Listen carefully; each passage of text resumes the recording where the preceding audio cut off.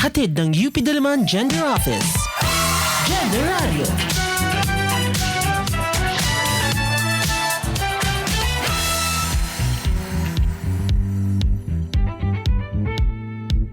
Magandang araw mga kababayan, muling nagbabalik ang Gender Radio, ang chikahan sa kasariang hatid sa inyo ng UP Diliman Gender Office. Kami ang inyong host, ako si Steph Andaya. Hi, at ako naman si Shane David. Last episode natin, ang pinag-usapan natin kung paanong nagagamit ang sining para sa kalayaan at pagpapalaya ng kababaihan. At syempre, ngayon naman, Women's Month, Marso. Kaya naman isang babae din. Wow. Ang ating inimbitahan, no?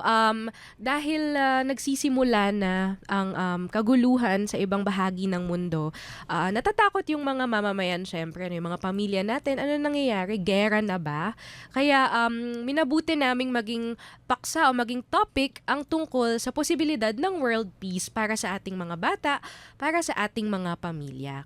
Minabuti naming imbitahan ang isang mabuti at mahusay na professor mula dito sa University of the Philippines. Pakilala natin siya, Shane. Yes, ito si Ma'am Sarah Raimundo, Assistant Professor sa Center for International Studies, International Liaison Officer ng Bagong Alyansang Makabayan, Organizer ng Commission 1 Concern for National and Social Liberation Against Imperialism and All Reaction, International League of People's Struggles. At may columns din siya sa Kodaw at Bulatlat na mababasa nyo sa website ng Kodaw at Bulatlat at sa FB at X nila at Jinkidu. Yes, nandito na po ang nag-iisang si Ma'am Sarah. Hello, magandang araw po sa ating lahat. Magandang araw sa dalawa nating napakabuting host ng Gender Radio. Ayan. Kanina bago tayo nagsimula chika-chika natin, 2012 pala ay naging anchor si Ma'am Sarah dito sa DZUP. So welcome back. Yes, sali na, bayan. Ayan. Yan ang pangalan ng program. Winner nun. Nagbabalik. Yes, nagbabalik. At tungkol pa rin sa bayan. Wow. Yes. Yung ating topic ngayong araw. So tanong lang namin. Wow, tanong ka agad. Straight to the point na, no? Kasi sabi nga natin kanina, may takot, may insecurity ang mga mamamayan, ang mga pamilya natin ngayon so nagsisiklab na gera, no? Syempre yung nangyayaring mga atake sa Iran, yung wars of aggression ng US, no? Tapos ang dami na ring mga involved at generally naapektuhan na talaga, no, ang hindi lang mamamayan ng Pilipinas kundi kahit mga OFW at mga mamamayan ng bansang nabibiktima, no, ng mga ataking ito. Ano pong masasabi ninyo? Wow, ano masasabi? Tungkol dun sa usapin ng kapayapaan, no? At saka kaugnayan nito sa buhay ng ating mga pamilya. Hindi lang sa Pinas no? Kahit sa ibang bansa. Totoo yun, Steph, yung napakahalaga ngayon na manawagan, no, para sa kapayapaan. Pero mahirap din na manawagan lang sa kapayapaan na walang pagsusuri doon sa nangyayari, no? Kasi kung merong kawalan ng kapayapaan, ibig sabihin merong gera, no? Merong kaguluhan at kailangan nating matukoy kung bakit may kaguluhan, no?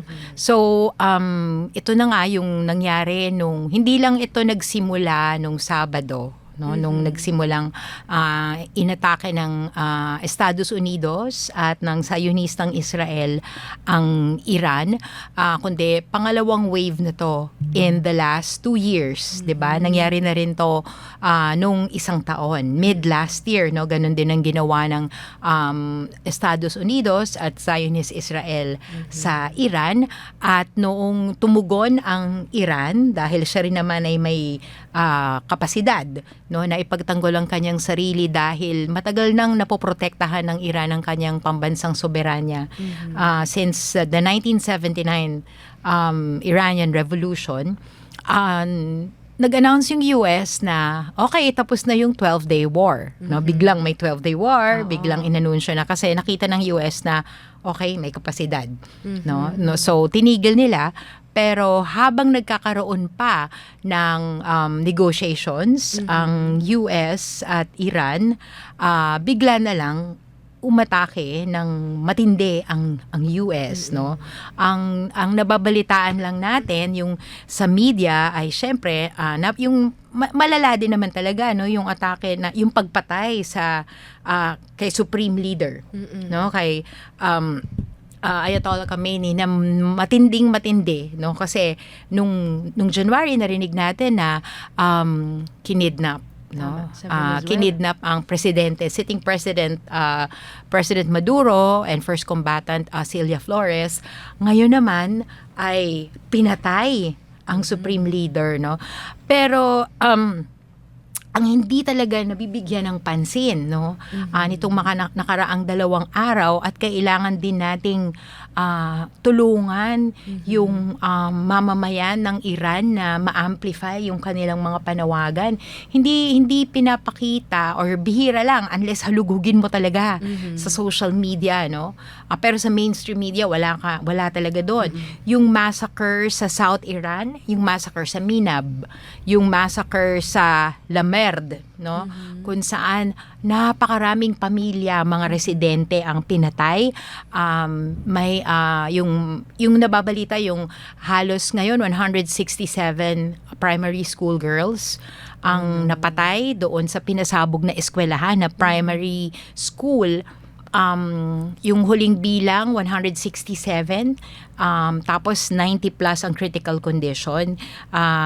Hindi natin alam kung tumaas na yung death toll, no, doon sa eskwelahan na yun, but these are school girls, no. Pinakamatanda sa kanila 12 years old, mga bata talaga. Tapos yung isa talaga na talagang nakakadurog ng kaluluwa sa lugar din na yon, yung pagta-target ng Zionist Israel ng hospital. Yung hospital na to ay kung saan nanganganak ang mga kababaihan, no. So parang Fabella type natin.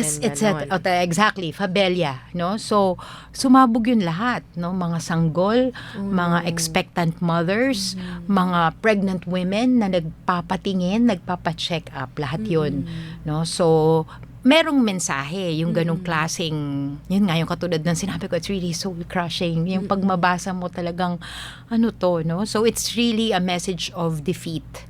No? Yung ideolohiya ng kabiguan, no? Yung gustong ipataw ng tambalan ng imperialistang Estados Unidos at Zionistang Israel sa mamamayan, no? Yung talo na kayo, wala na kayong karapatan sa soberanya.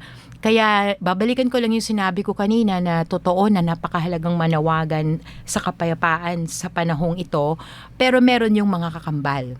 Yung kakambal nun ay yung katotohanan na merong imperialismo sa mundo. And since the era of imperialism has meant war, constant war, especially war against the working class. No, ang working class parate yan, they have always been in a state of emergency. No, walang let Every up. day. Every day, walang let up. Laging gera yan, no? Pakikibaka yan para sa laban sa kagutuman, no, etc. So yun, no, may kailangan nating i-recognize na yung katotohanan na nandun tayo sa era ng imperialismo. Dahil yan ang kailangan nating resolbahin. Ikalawa, yung katotohanan or pagkilala na sa era na to, bagamat may mga imperialista, no, na pumapatay, meron ding mga bansang nagtatanggol ng kanilang mga soberanya. Tama. No, yung nations that defend their national sovereignty and their right and assert their right to self-determination. I think napaka-importante noon. So sa nangyayaring tagpo na ito, ang Iran, no, ay isang bansang nagtatanggol ng kanyang soberanya mula nung napanalunan niya yung revolusyon noong 1979. Napatalsik niya yung Shah na in-install ng US. Correct, gano'n, no? So kaya mula noon wala nang tigil yung US, no? So yun yung kailangan nating i-recognize, no? Ganun ang sitwasyon. At mula din noon yung Iran ay naging malaki yung papel niya, no, sa West Asia sa pagsuporta ng mga bansang nagtatanggol din ng kanilang soberanya. sa Palestine, sa Lebanon, sa Yemen, at iba pang mga bansa. No, sa Syria, bago mapabagsak ito ng US noong December 2024. So, yun yung kalagayan, no? So, kasama ng kapayapaan, no, hindi lang tayo basta anti-war or for peace, lantay na kapayapaan. Kasi pwede mo namang ipanawagan yun and still it will be empty. No, but why are you calling for peace? Because imperialism has to end, right? Because the sovereignty of nations and the self-determination of peoples we must uphold these things because these are very important. Ito kanina, may mga, yun nga, na itong nababanggit mo na self-determination. Gaano kahalaga yung self-determination sa soberanya ng isang bansa? Kasi ang haba ng history hindi lang pala siya recent lang. Oo, sige, recent, mas pumutok yung mga balita at nag-escalate yung mga nangyayari. Pero ano ba yung ibig sabihin ng self-determination? Yung karapatan ng mga bansa, no, the right to self-determination, ang ibig sabihin nun ay meron silang karapatan na magdesisyon para sa kanilang pambansang pagpaplano. No? Ano yung gusto nilang mangyari sa kanilang ekonomiya, ano yung kanilang foreign policy, ano ang gagawin nila sa kanilang mga yaman, mga resources, anong klaseng mga trabaho yung ibibigay nila sa kanilang mamamayan at paano nila i-distribute at i-redistribute yung yaman ng bansa. No? Yun ay ang karapatan mo, no, sa sariling pagpapasya, no? At magagawa mo 'yon kasabay nung pagiging sovereign mo as a nation, no? Ibig sabihin, hindi ka basta-basta tinatapak-tapakan ng isang makapangyarihang bansa, no? So sa panahon ng kolonyalismo, no, pinagtanggol halimbawa nila Andres Bonifacio ang ating soberanya. So laging magkasabay yan kasi kung meron kang soberanya, yun yung magbibigay ng daan, no, para magkaroon ka rin ng sariling pagpapasya. At doon sa frame na yon, doon mo maipagtatanggol yung mga kaapihan, yung mga tinatawag na special oppression, no, na dinadanas ng mga kababaihan, ng LGBT, mga estudyante, yung national oppression, no, doon mo yun masasagot. Kasi kung wala kang soberanya, 'di ba? Ganito 'yun kung ako para ako sa karapatan ng mga kababaihan, feminist ako, no? Paano ko ipagtatanggol yung karapatan ng mga kababaihan? How can I be a feminist kung binobomba ako? Tama. Hindi ba? Samantalang yung basic right mo to life ay hindi mo naman siya, o challenge pa yun para sa'yo sa pang-araw-araw. Totoo. Onting backtrack lang ako, Ma'am Sarah, no? Dahil pinag-uusapan natin yung peace, no? Tapos tumulay na tayo doon sa soberanya, self-determination. Babalik lang ako doon sa mga nababalitaan natin online. Siyempre, ang daming information actually na nakakalito na. Sabi kanina, 'di ba, after nung 2024 ba yun or 2025 yung 12 days war? 2025. No, testing the waters na pala yun para sa mas malaking gulo katulad ng nangyari nga nung Sabado. Pero ang sabi mo kanina, nag-uusap, no, may peace talks sa pagitan ng hindi peace talks or may negosasyon na nagaganap sa pagitan ng US at saka ng Iran.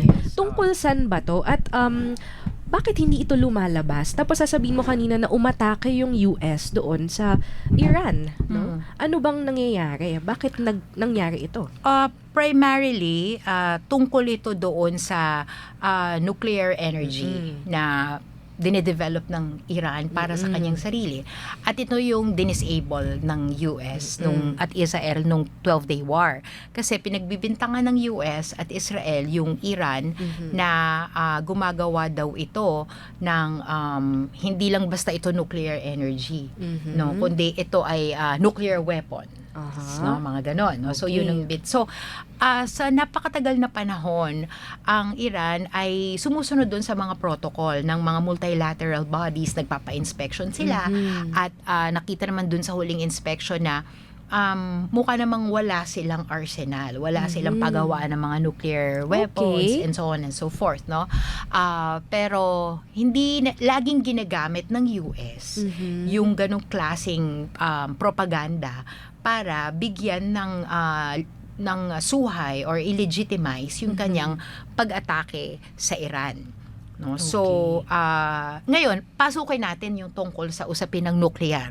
No? Yes. Kasi sa totoo lang, kung merong bansa ang gumamit ng atomic bomb, ng uranium, no, etc., yun ay walang iba kundi US noong 1945 sa Tama. panahon na umuurong na yung Japan. Tama. So, yung pagpapasabog niya ng Hiroshima at Nagasaki noong August 7 and 9, I think, 1945, ay hindi ito laban sa mga Hapon dahil sila ay pasuko na at alam yun ng US, alam yun ng buong mundo, kundi mensahe yun doon sa kanyang rival nung panahon yun. So the US always consistently acts upon its desire to be a hegemon. So hindi niya piski nung 1945, it was addressed to the Soviet Union, no? Kasi bipolar yung mundo noon, no? Talagang naglalabanan sa dalawang kapitalismo ba o sosyalismo ng Soviet Union. No? So gusto niyang ipakita na ito ang kaya namin at the expense of the Japanese people. No? So walang record ang Iran o ano pa mang kahit na anong bansa na gumamit ng nuclear weapon laban sa isang lahi, kundi ang US. Ngayon, ang DPRK, aminado, meron kaming nuclear, sinasabi nila meron din daw ang Russia, meron din daw ang China. No, so sinasabi, oy, Iran, meron din yata kayo, sabi ng US, no? Pero ang tanong dito, lalo na ng mga anti-imperialista, yung paggamit ng yung DPRK, yung aminado, kasi sila yung may North Korea. pinakamataas. Oo, North Korea, sophisticated, no? Na military infrastructure. Nagagamit nila yon bilang deterrent sa occupation, sa gera ng US. No? Naalala ko si Lula, presidente ng Brazil, no? Sabi niya, bakit nyo inaatake yung Venezuela? No, yung kasagsagan ng pag-atake sa Venezuela. Bakit nyo kinidnap si President Maduro? Wala naman silang nuclear. Sabi niya. Sa isip-isip ko, kasi wala silang nuclear. Kaya nila ginawa yun. Kasi walang deterrent no? Yes. So magkaiba yung hindi mo pwedeng ikumpara. No? Yung mga anti-imperialistang bansa, yung mga bansang nagtatanggol sa kanilang pambansang soberanya. No? Doon sa kung paano ginagamit ng US ang kanyang war arsenal, ang kanyang nuclear. No? Magkaiba at hindi lang yun opinion. Ito ay isang material na realidad. Fact na. So, di ba, ito ngang nabanggit na tawag doon, nuclear. Meron bang parang pagkakasundo yung mga bansa doon sa kung paano, sino ba ang allowed? Kasi kung titingnan natin, sino ba yung mga alam natin ngayong bansa na merong nuclear arsenal? Yeah. So, ano ba yung parang usapan ng mga bansa dito? Sino yung allowed? Sino ang hindi allowed? Lalo na sa nabanggit mo na magagamit mo tong deterrent basically parang bad example. Parang kung wari may kapitbahay ka, tas nilagay niya sa labas, beware of dog. 'Di ba? Ang dog ay kaibigan known as man's best friend. Pero pag alam mong yung kapitbahay mo may malaking aso na kapag hindi ka kilala at ikaw ay tumalon lang ng any panghimasukan mo yung bahay nila, ay matatakot ka. 'Di ba? So nabanggit nga itong deterrent. Meron bang parang pag-uusap tungkol sa sino ba ang allowed, paano ba dapat to gamitin? Kasi kung wari kahit dito sa Pilipinas, 'di ba, parang pinag-uusapan yung pagkakaroon ng nuclear energy. Merong mga sa halimbawa sa United Nations at iba pang merong mga multilateral agreements tungkol diyan sa paggamit ng nuclear para hindi na maulit yung nangyari noong 1945, no? So yun naman yung nasa likod ng ganong klaseng mga agreements, no? Pero sa kasalukuyan, ang meron talaga na gumagawa yung karamihan siya mga G7 countries, mga imperialistang bansa, no? At sa pagtingin ng mga anti-imperialistang organisasyon, halimbawa ng Resist US War at ng Bayan Philippines. In fact, meron kaming sinulat tungkol dito, ipapasa ko sa inyo, na napakalaking hypocrisy na ang US ang nananawagan na itigil na yung nuclear testing, etc. No? Yung sa tingin namin, kung mananawagan man ang mundo ng anti-nuke, dapat yun ay nakatuon sa US. Sa US. Ikaw ang dapat na magdisarma. Pag nagdisarma ka, magdidisarma na rin yung iba at mananawagan na rin yung mundo na magdisarma yung iba kasi bakit pa nila kailangan ng deterrent? Yung US lang naman ang nagpapasabog ng mga bansa. Tama. No? Yan nga. So, sa tingin namin, yun ang kailangang maunawaan, no? Katulad, babalik ko lang dun sa kanina, no? Kasi, sa totoo lang, yung anti-nuke na panawagan, basically, it's a call for peace, no? Pero hindi ganun kadali yun, eh. Hindi ganun automatic, no? Dapat suruin yung sitwasyon. No? Sige, laging sabi yan ng US nung pinasabog niya yung Iran nung Saturday, lay down your arms. Bakit? Samantalang dinedepensahan niya. At, lantarang nilabag ng US yung ongoing na dialogue or na ugnayan, pag-uusap, no? Yes, exactly. No? So, ang susi, kung meron mang kailangang tapusin yung paglikha ng nuclear power, no? Walang iba yun kundi ang US. Kung meron kailangan mag-lay down ng arms para matapos ang gera sa mundo, yun ay walang iba kundi ang US at yung mga galamay nito, katulad ng Zionistang Israel.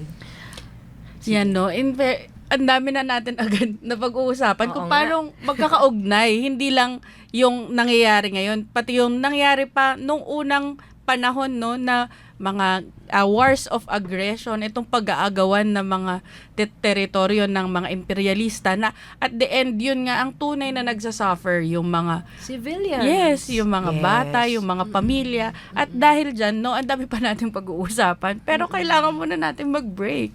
Dahil ang DZUP 1602 ay kasapi ng KBP. Kabisana ng mga broadcaster ng Pilipinas. Magbabalik ang Gender Radio sa DZUP 1602. Kasali ka! Halika na't makinig sa DZUP 1602. Tayo na't makinig sa DZUP 1602. Ikaw ako, tayo sa DZUP 1602. Kasali ka! 愛にという言 Любитесь во язык. あなたの言語を愛する Grado Yanga. Ohaywa labdak. Liebe deine Sprache. Amatu idioma. Neue Honorel Saranghe. Eme votre langue. May naintindihan ka ba? Mahalin mo ang iyong wika, ang sagot sa pagkakaisa. Isang paalala mula sa DZUP 1602, kasali ka. One iced coffee for Pam? Huwag na po yung straw. Salamat. Kanina pa ako nauuhaw eh. Bili ako ng tubig, ikaw? Di na. May baonan ako. Prepared at tipid pa. Taon-taon, 8 milyong toneladang basura ang napupunta sa karagatan. Ang pagbabago ay nagsisimula sa'yo. Iwasan ang paggamit ng disposable plastic na nakasasama sa kapaligiran. Isang paalala mula sa DZUP 1602. Kasali ka. Gender Radio.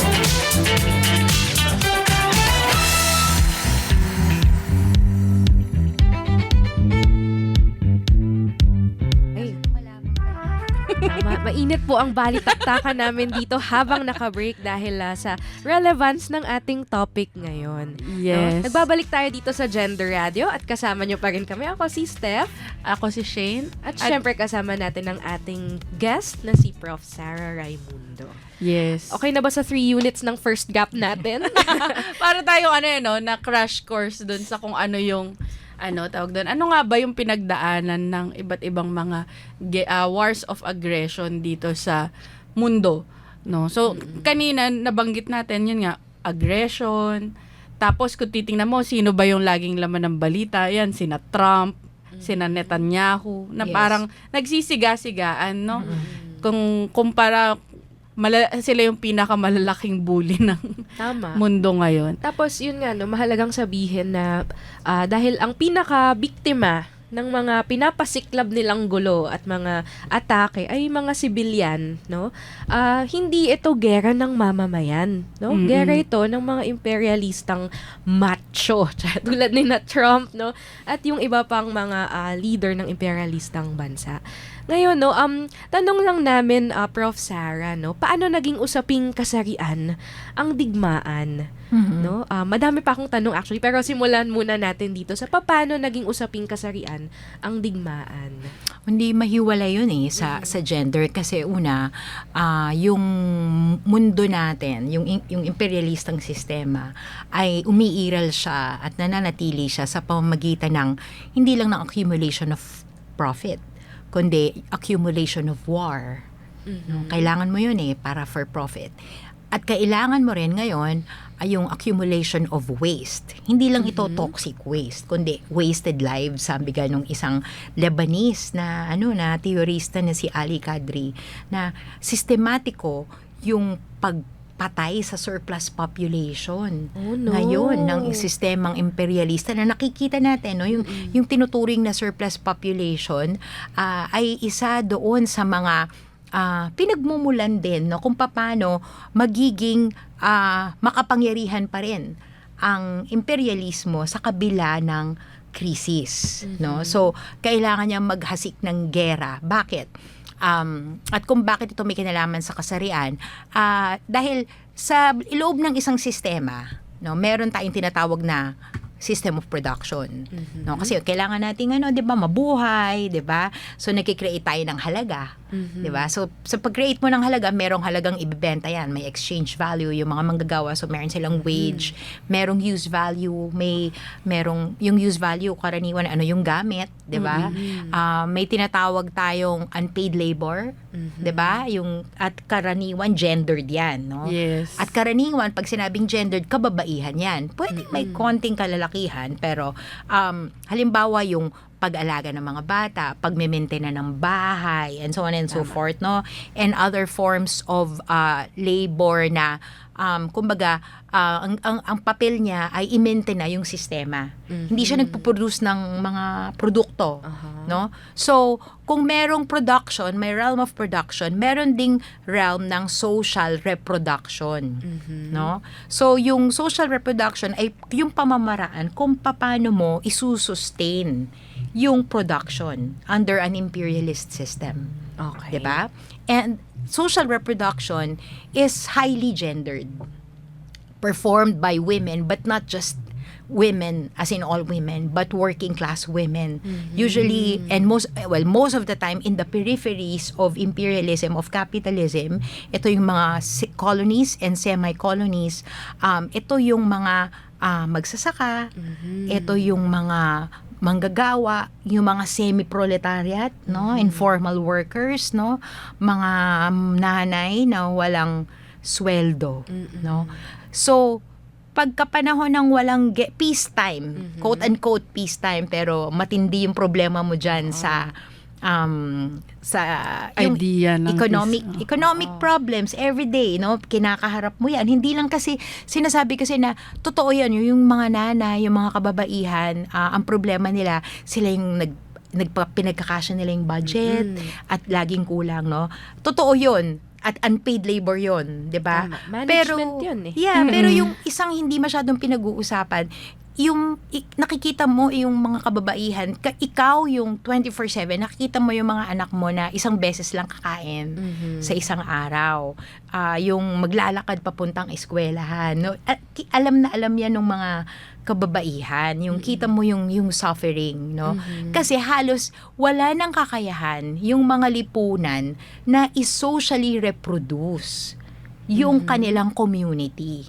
No, we have lost capacity for social reproduction dahil sa tindi ng oppression at pagsasamantala, no, ng mga landlords, ng mga komprador, no, of this imperialist system. So imagine sa panahon ng gera, literal yung tinatanggalan ng capacity ng mga imperialista yung isang lipunan for social reproduction. Katulad ng nabanggit natin kanina, targetin mo ba naman ang hospital? At school. At school. Mga bata yan.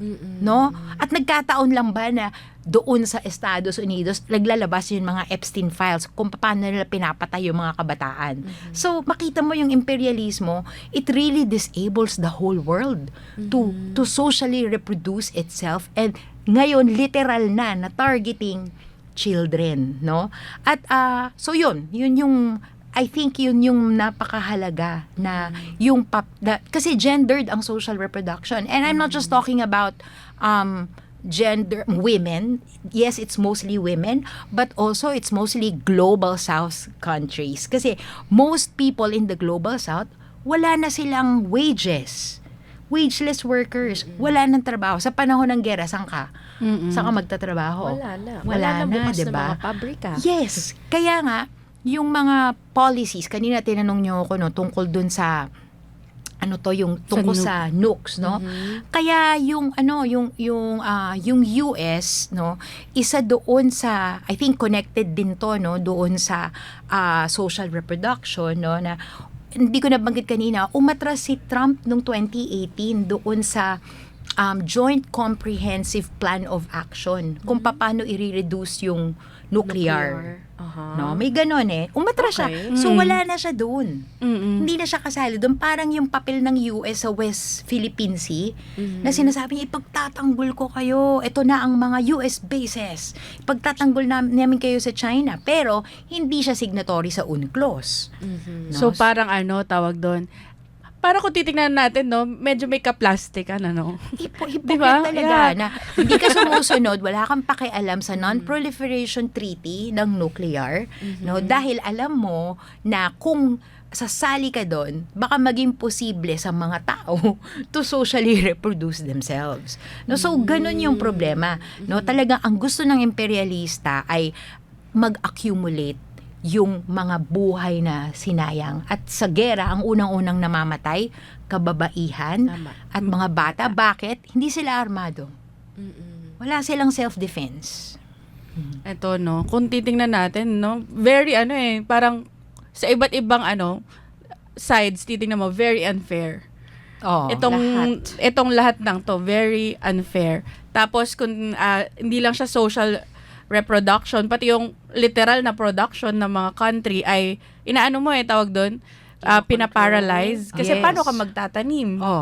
Kung ang umuulan ay hindi tubig ang umuulan, kundi mga bomba. Gano'n, diba? Very vivid ang metaphors.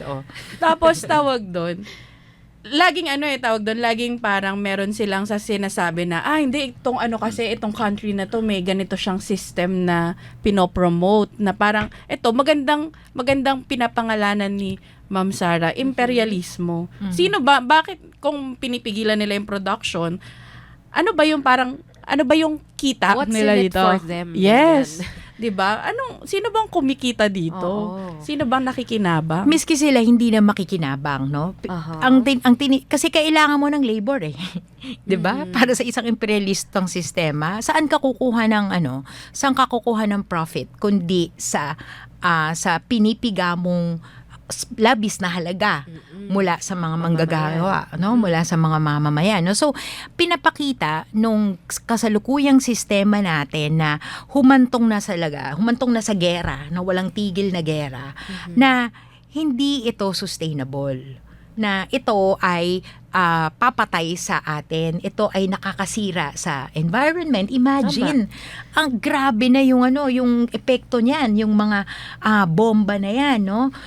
Sa ecological balance, no? So, we only have maybe 50 years. Pag hindi natin napalitan yung sistema, in 50 years, maaaring talagang unti-unti na yung breakdown, no? Kung hindi man ng mga systems ng mismong planeta.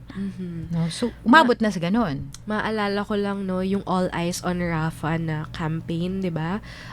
Makikita natin sa ilang mga litrato ngayon na talagang sirang-sira na yung bayan, ang mga gusali, wala na. Siyempre, wala nang babalikan. Kahit nag-ceasefire ka o tinigil mo na ang ilang mga operasyon, wala nang babalik ang mga komunidad. At talagang sinira na talaga ang buhay, no, at bayan ng mga dating nakatira dito. Kaya ngayon, ilalapit ko lang sa danas natin dito sa bansa. Kasi again, sa dami ng mga impormasyon, may mga lumalabas na madami daw EDCA sites sa Pilipinas, no? At kung ganon, dahil friendly naman ng current administration natin sa US, no? At bilang protection daw sa atin para sa yung West Philippine Sea, no? Laban sa China at iba pang mga bansa na nangihimasok sa ating soberanya, ganyan. Ano bang gain natin dito? Or ano bang katotohanan doon sa EDCA sites na to? May gain ba talaga ito sa security and safety natin bilang mamamayan? O mas parang sitting ducks ba tayo na openly anyone nakalaban ng US na sobrang kakampi natin, no? Sobrang kakampi, hindi natin. ng current administration, ay titirahin tayo? Ano bang katotohanan dito? True, no. Sundan ko din yung nabanggit din kanina ni Ma'am Sara na, di ba meron nga din silang sinabi doon sa, kaya kami may ganyang sites kasi kakampi niya daw kami. So, ano ba talagang katotohanan dito sa... Oo. So, yung katotohanan dyan, ang Pilipinas, ang Bongbong Marcos administration ay ang star ally ng US in Asia. Star! Star Congrats, ally in Asia. Congratulations. No, so, dahil doon, meron tayong 9 EDCA sites, no, nadagdagan pa sa panahon ni Bongbong ng, kung di ako nagkakamali, 4 or 5. So, halos dumoble. Siyam. Oo, halos At dumoble. hindi ba napaalis na natin yung US bases? Nung 1991, Yes, nung oo. second year high school ako. Wow. Ngayon, now they're back. Ang pinipilit nila, actually sabi ng police or ng AFP na wala namang US military bases dito sa Pilipinas. Ang merong dyan, ang may control dyan ay ang sandatahang lakas. Hindi totoo. Hindi totoo yan. Walang kontrol ang sandatahang lakas dyan. In fact, alam natin yan kay Pemberton pa lang. Tama. Oo. 'Di ba? Okay, ano ang papel ng mga bases na yan? Malinaw naman na yan ay mga forward base na tinayo ng US, no? Para bang forward defense laban sa China. Kasi nga, the United States is trying to encircle China in Asia, no? Dahil threatened siya doon sa bagong status ng China bilang isang economic giant. No, hindi lang sa Asia kundi sa buong mundo. Yes. No, at napaka-strategic nung location nung mga yung mga karagatan natin para diyan. No, Sorry, so, ito ba yung first island chain? Tama ba yung term na yun? Oo, first island chain, no. So, ano yung ibig sabihin nito, kung gusto mo na depensahan yung gusto mong depensahan yung sarili mo bilang isang imperialistang bansa na walang ibang hegemon sa Asia kundi ikaw at hindi ang China, edi magtayo ka ng mga base militar sa Pilipinas dahil nandoon yan napakalapit niyan sa China at sa Taiwan. Forward base mo yan. So, nagpe-prepare din ang Estados Unidos para sa gera laban sa China. No? So, ibig sabihin, at tingin ko, no, ito na talaga nakita nyo nung Sabado, no? Proof yan na ang mga base militar ng US ay magiging legitimate target ng mga inaaway niyang bansa. True. Kita mo ang Iran, no? Bahrain, Qatar, no? Iba-ibang lugar, no, sa yung Gulf states, no, na hindi naman niya kaaway. Pero kinailangan niyang gawin 'yon dahil base militar yun at pwedeng immobilize yun ng Estados Unidos para laban sa Iran. No? So, ganun na yung labanan ngayon. So, tawag doon, di ba parang pag iisip mo yung mga bases na yan na pinag-aagaw-agawan, kinukuha, hinihingi sa mga bansa. Kasi parang kung ito na naman tayo sa pag-compare. Para siyang donut, yung butas sa gitna ng donut. Yung tinapay sa paligid, Pilipinas yan. Pero pag yung nasa gitna na butas na yon, US yan. Dahil di ba base nila yon. Kaya kung wari, kagaya nga ngayon, yun nangyayari. Kapag merong wars of aggression, ang titirahin niya, yung part na US nung bansa na yon. So, hindi naman niya inaatake. Talaga, in idea yung mga kapitbahay niyang bansa. At hindi lang yun eh. The US makes sure hindi lang yan basta naka-display na basis diyan, 'di ba? May use yan. No, para sa kanya meron yang may function. Halimbawa, yung function ng Israel para sa US sa gitnang silangan, no? Merong mga function yan para sa kanyang gera, no? So halimbawa, yung PICAIS naglabas ng Philippine Center for Anti-Imperialist Studies naglabas ng kanilang pag-aaral at sinasabi na maaaring yung pambobomba ng US sa Iran nung Sabado ay may kinalaman doon sa fueling site natin, sa isa sa mga EDCA sites. Oh, 'di ba? So kung ganon, maaari talagang targetin. Enabler, no? So kahit naman si Tulfo despite himself, sabi niya, baka kailangan na we must review EDCA. Imagine, si Tulfo na yun, ha? So, sa tingin ko din, kasi talagang imminent danger yan sa atin. At totoo yun eh. Okay. So malinaw, no, para sa mga tagapakinig natin, itong EDCA sites, hindi siya para sa safety natin, no? Hindi siya mainly para sa Pinas, no? Kundi nagsuserve siya para doon sa US, no? At may danger pa, no? May kapahamakan pa tong bit-bit para sa atin. Kaya nga, marinig din natin sa mga mamamayan, yung mga rally na paalisin na yan, no? Yung mga EDCA site, dapat hindi yan nag-exist, paalisin yung mga yan, tigilan na yung military exercises, no? At syempre, kung iugnay natin doon sa paggagasta ba ng bansa natin, wag nang paggagastahan yung mga EDCA sites na yan, ano? Doon na lang sana sa natin, welfare ng ating mga mamamayan. Oo. Para maging posible na i-reproduce natin yung sarili natin. Alam nyo, sa balikatan exercises, kung mga 2 months yan no? So 2 months yan, hindi makakapangisda yung mga... Kasi naka-cordon. Yes, naka-cordon. 15 kilometer na nga lang yung pwedeng pangisdaan. Tapos, wala na. Tapos mga taniman, wala na. Ganun kalala yung nangyayari dahil dyan sa militarism ng US, IMPE. Grabe, nakakaloka, no? Pero tawag doon, mas nakakaloka din yung mga pwede pang mangyari. Pero bago natin ituloy ang ating chikahan, kailangan na naman natin mag-break. Mag-break muna tayo dahil babalik ang Gender Radio, ang chikahan sa kasarian ng Diliman Gender Office. At dito pa rin syempre sa DZUP 1602, Kasali ka! Halika na pakinig sa DZUP 1602.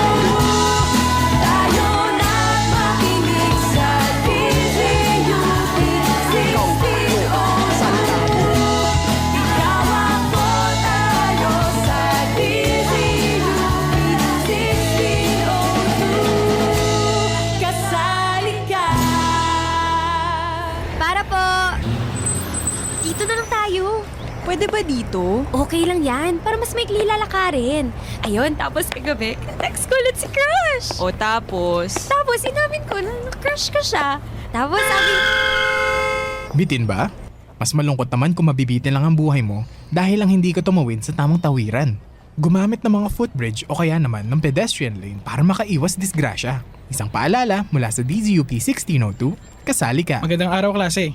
Ang pag-aaralan natin ngayon ay tungkol sa mga tunog ng mga hayop. Juana, ibahagi mo sa klase ang tunog ng aso.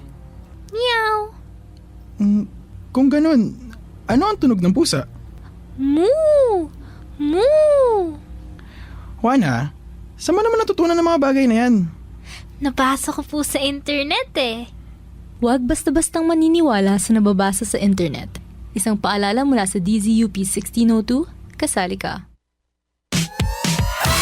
Gender Radio.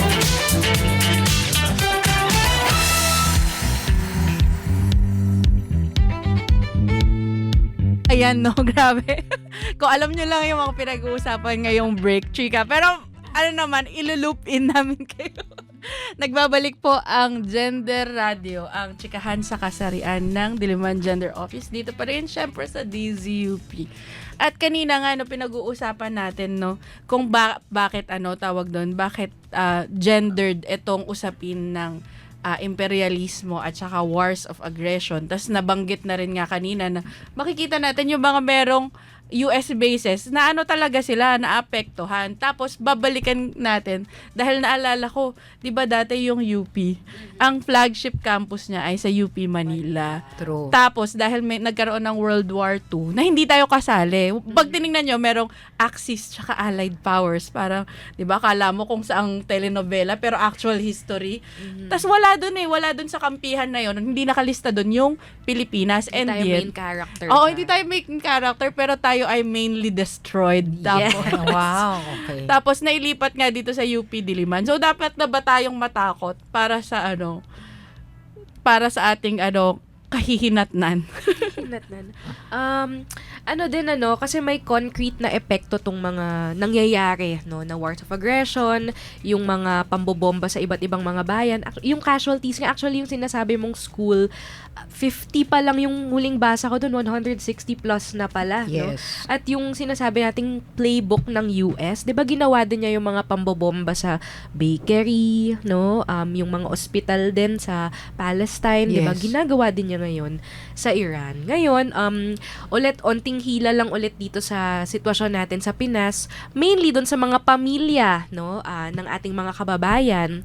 May takot kasi talagang epekto itong gera na to, itong mga pambobomba na to, mainly doon sa mga OFW natin. Takot na takot yung ating mga pamilya, no, na may OFW doon sa countries na binobomba.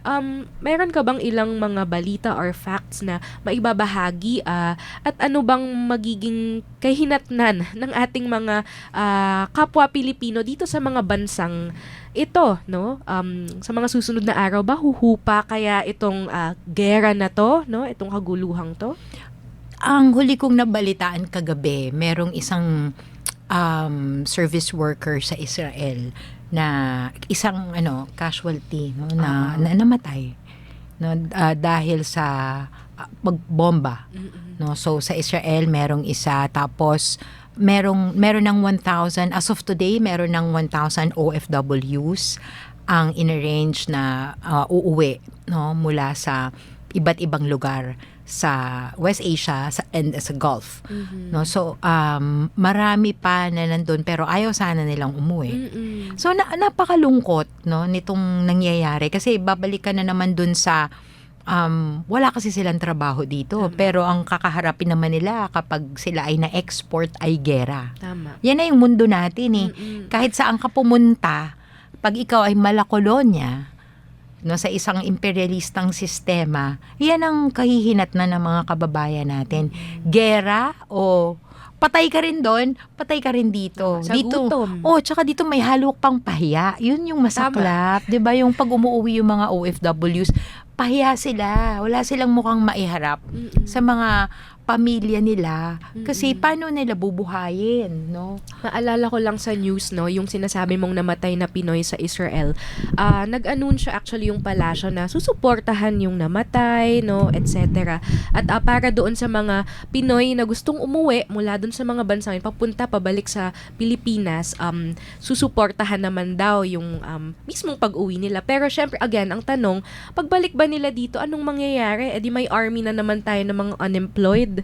Madadagdagan na naman ang mga dadanas ng krisis, sa ating bansa, no. So ano bang mga dapat nating gawin, no? Okay. At mahalaga yung nabanggit mo yung army of the unemployed kasi yun yung mismong sa ganyang pamamaraan. Kaya ang gusto ng mga imperialista ay mag-accumulate ng wasted lives. No, kasi habang inuubos mo ang mga mamamayan, no, napapalitan sila. No, meron namang papalit sa kanya, no, yung army of the unemployed. Kaya napapababa mo, you keep the wages down that way. You keep it down by accumulating death, accumulating wasted lives, accumulating wars. 'Di ba? Kasi very very cheap na ngayon yung labor. Ngayon ang tanong natin sa gobyerno, okay, ipapalibing mo, tutulungan mo, papauwiin mo. Bakit mo in-export to begin Tama. with? Forced migration yan eh. So, isa yun. Ano ang dapat nating gawin? Una, balikan natin, no? Siguro, ang mahalaga dyan, balikan natin sa mga nagre-research, mga estudyante natin dito, no, sa UP, I'm sure bawat isa sa inyo meron kayong kamag-anak, kapitbahay na migrante. Tama. No? So, kailangan nating balikan yung ugat. Bakit ba yan? Bakit ba walang trabaho dito sa Pilipinas? Hindi naman dahil tamad, di ba? Totoo, kaya nga nagtatrabaho sa ibang bansa no? So, babalik doon sa mga fundamentals ng paano ba yung uunlad, no? So sana hindi lang dun sa what is to be done, ang maging isa sa mga resolution natin para mas maging proactive tayo bilang isang universidad, no? Let us ask what are the fundamentals of development, of genuine development. Let's ask the question of why are we sending our Filipinos, why are we exporting people in these countries, no, kung saan sila ay napapahamak, no? So of course babalik tayo dun sa basic problem. This is an agrarian society, but land is monopolized, no? And for as long as land is monopolized, there will be no industrialization, and no industrialization, no jobs. Tama. So kung wala kang autonomous development, no, wala kang talagang magsisend ka ng mga migrante abroad, no? So sa tingin ko yun yung isang malaking lesson ulit ngayon, no? Every season na lang may ganyang every time may gera sa gitnang silangan, may ganyan, no? Pangalawa, tanong din natin habang inaaral natin yan, sinusuri natin yan at nakikiisa tayo dun sa mga organizations na engaged doon, no? Mag-interface natin doon sa mga bansa, ano ang ginagawa doon sa mga bansang may autonomous industrialization. Katulad ng Iran. Ha? Maunlad nga ang kanilang 'di ba? O anong ginawa? Pinasabog yung mga scientific plants, no? Sa Venezuela, pinasabog yung kanilang math center.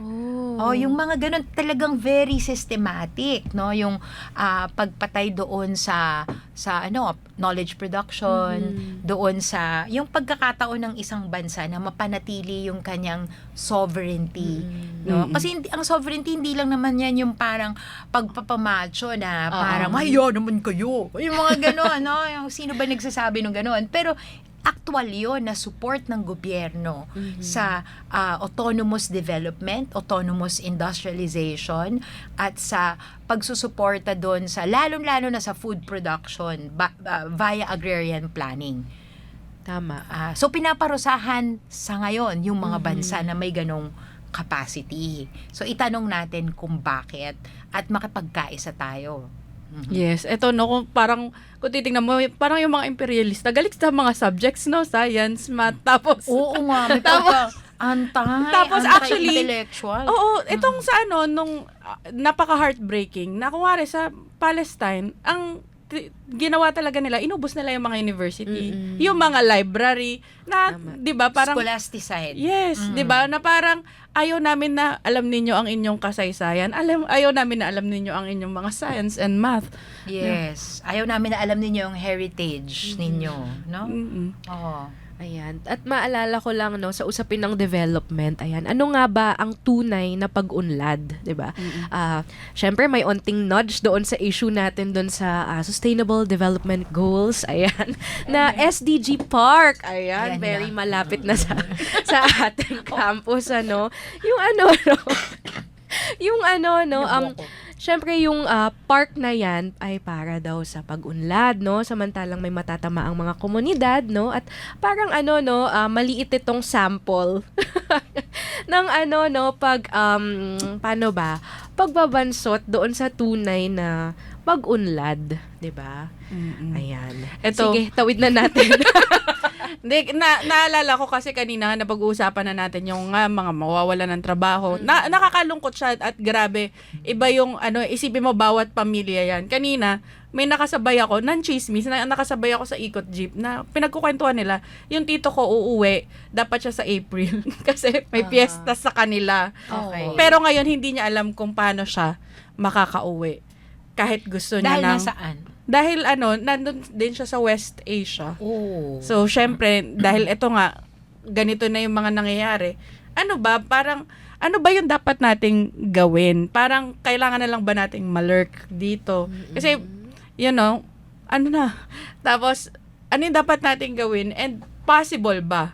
at all na magkaroon ng world peace. Kasi lagi yung lagi yung sinasagot sa mga beauty Yes, contest, of course. world peace. Miss Universe question. Oo. Alam mo, not only is it possible, it is a necessity if we are to survive. Kung magsusurvive yung mga dalawa yung gwapong-gwapo ng mga babies, kailangan talagang magkaroon ng kapayapaan. Pero yung kapayapaan na to ay nakabatay doon sa posisyon na kontragera. At yung kontragera na positioning na to, kailangan anti-imperialista. Tama. At kilalanin din natin, pag sinabi mo kasing anti-imperialista, kinikilala mo rin yung desisyon, kapasyahan ng mga bansa at ng mga mamamayan na depensahan yung kanilang sarili. So halimbawa, alam na natin to, no, noong yung genocide sa Palestine, ang tawag nila dito, Israel-Gaza conflict. It's not a conflict. Samantalang genocide talaga siya. Yes. no? Asymmetrical yung warfare dito. Nangyayari, asymmetrical yung war between US and Iran, US, Israel, and Iran. Very asymmetrical, no? At hindi yan usapin lang ng binibilang mo lang yung score, nakailan yung US, nakailan yung Iran, no? Ang mahalaga doon ay tanggalin natin yung false equivalence. Mahilig yung mga mga universities dyan sa false equivalence na Okay. para bang sinasabi nila na, uy, itigil nyo na pareho. 'Di ba? Yung hindi na pumapasok doon sa, eto na, I hate this word, but no one says. But this time, I wanna use it in terms of yung, what is really happening? What is material? Hindi ba? Halimbawa, ang Iran ay ang leader ng Axis of Resistance sa West Asia. Okay. Because of its revolution in 1979, it has enabled it to develop industrially, no, all fields. So, ngayon, meron siyang kakayahan na i-enable ang Palestine, ang Lebanon, ang Yemen, at noon ang Syria at iba't ibang mga bansa. Kaya gigil ang US sa kanila. Why? Because Iran is a nation for national and social liberation, not only of itself, but of all peoples in West Asia. No? So, napakahalaga ng papel ng Iran, no, doon sa anti-imperialistang kilusan sa buong mundo. Hindi lang ng mamamayan ng Iran, kundi mismo ng Islamic Republic. No? So, kaya napakahalaga sa US yung kanyang diskurso na Clash of Civilizations ni Samuel Huntington. Sabi ni Samuel Huntington, "Huy, sa yugto na to, ha?" Sabi niya, mula nung bumagsak yung Soviet Union, hindi na usapin ng socialism, capitalism, usapin na to ng Clash of Civilization. Islam versus Christianity. Yun na daw. So, of course, dinidemonize yung Islam. And that was the justification for the war on Iraq.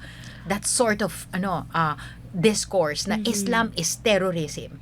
We should disabuse ourselves from that. Because right now, pag sinabi mong Islam and Christianity, ano ang dominant representation ng Christianity? Mga babaylan ba yan? In fact, pinatay ng Kristyanismo ang mga babaylan. Kundi evangelical Christians represented by who? Sila Epstein, sila Trump, yung mga macho, 'di ba? Tama. So, kailangan din natin na makipagkaisa. Napakaraming Islamic communities dito. 'Di ba, yung mga brothers and sisters natin na Muslim. Pwede naman tayong magkaroon ng mga interface, solidarity sa kanila para mas matuto tayo.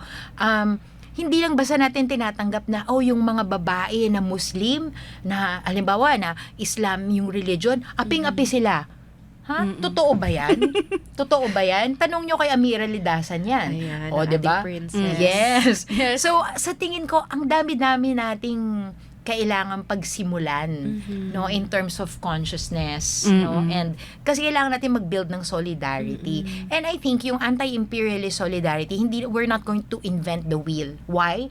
Because countries like Iran, Cuba, Venezuela, no, yung inaapi ng US sa kasalukuyan, no, May mga embargo oo, dyan. yan, yung mga ganyan, yung may mga sanctions, pinakita nila na, pwede palang lumaban. May iba pang posibilidad. Posibilidad. Yes. And we can study their literature. We can study their poetry. We can begin there. Ano ba yung, paano mag-isip yung mga tao doon? Hindi yung lagi na lang natin, tatanggapin natin na, ay, Islamic, naku. Yung ganon. Napaka-challenging yan kasi dito sa Pinas talagang Kristyanismo ang napakalakas, no, na impluwensya. At kahit naman sa mga SOCMED, no, demonized talaga hanggang ngayon. At kahit naman yung mga intellectuals na kilala natin, no, talagang may conservatism pa rin, no, talagang against Islam, yung clash nga ng Kristyanismo at no, Which is an invention. Oo. Yan yung nagiging tuntungan para suportahan ang US. Merong, diba? alam mo, merong Bangsamoro Studies Collective or Bangsamoro Study Group. Sana maimbitahan nyo siya kasi ang husay nila. I think Okay. sobrang bitin ng episode Oo nga natin eh. ngayon. At I think tapos na ba dapat tayo? dapat grabe invite naman. natin ulit si Ma'am Sarah. Invite nyo yung At yung Bangsamoro. Sige. Studies. Oo, mga yes. friends ko yan. Sige, Sige. i-connect mo kami dyan. Sige, sige. At i-chika natin. Pero grabe, kung titingnan nyo, para lang kaming nagchichikahan dito. Pero sobrang seryoso po itong kinakaharap natin Sobrang ngayon. seryoso. Kulang Oo. ng kape. Pero, yon tawag doon. Sana marinig din namin kung ano yung mga insights nyo. Meron ka bang gustong i-invite Upcoming sila? activities. Yes, para to learn more. Okay. So, yung content, magkakaroon ng program, forum, media briefing din. Ganun din yung Pinoy Weekly sa Friday, 1 to 4 Yes. sa Vincent's Hall. Tapos sa March 22, medyo matagal pa, makaka-prepare pa kayo, merong Viva Palestine. Sunday ito. It's going to be from 1 to 7 p.m. May mga conference, may forum, tapos may workshop. Tapos sa gabi, cultural night. No? Tapos may mga bazaar. All in support of Palestine. Okay. At kasama na doon, syempre, ang Cuba, Venezuela, Iran. Saan at ito? iba pa. Sa GT Toyota. Yes. Free? Imbitado kayong lahat. Wow. Free, pero siguro kung gusto nyo kumain ng masasarap na Palestinian food, Magbaon ng magbaon ng pera Okay. para Support masuportahan din tayo. natin yung mga refugees, Palestinian refugees. Nung nag-book launch, yes, bago nag-wrap up na, nung nag-book launch, natikman ko yun, masarap. Uy, bilhin nyo yung basahin nyo yung mga tula Yes. in solidarity doon sa Kami Man Ay May Sampaga. Ito yung nag-show and tell si Amanda. Oo, last Ito yung episode. book, Charing. Wala akong dala. Dapat pala, Sana, Graphics sayang. na lang. Oo. Ayan, dahil dyan gusto namin magpasalamat sa'yo, Ma'am Sarah. Sana bumalik ka. Babalik ako. Nakakamiss yung DZUP. Sali na, bayan! Ayan, at dahil dyan gusto din namin pasalamatan ang aming DZUP producer in charge, Almira Mendoza, Cindy Navarrete, na producer Salamat. din dito sa DZUP. Nakasama natin ngayon si Jansen Pagulayan, ang aming streaming director, si Mark Valenciano, ang aming tech, at syempre, ang mga kasamahan natin sa Diliman Gender Office, and syempre, si Ma'am Sarah. Maraming salamat. Ayan, sana i-share ninyo itong live streaming natin. Mapapakinggan din ito sa Spotify. Pero dito na nagtatapos, ayan, unfortunately, tatapusin na natin ang ating programa. Abangan ninyo yung mga susunod naming episodes at ang next guesting. Wow! Next guesting ni Ma'am Sarah, no? Maraming salamat. Gusto ko maging host. Charot. Ayan, kaway-kaway, DZUP. Baka gustong ibalik ang Sali na, bayan. Or kung anong gusto nyong bagong title. Is it a remake or a new one? Ayan. At dahil dyan, maraming salamat. Ito ang Gender Radio. Gender Radio.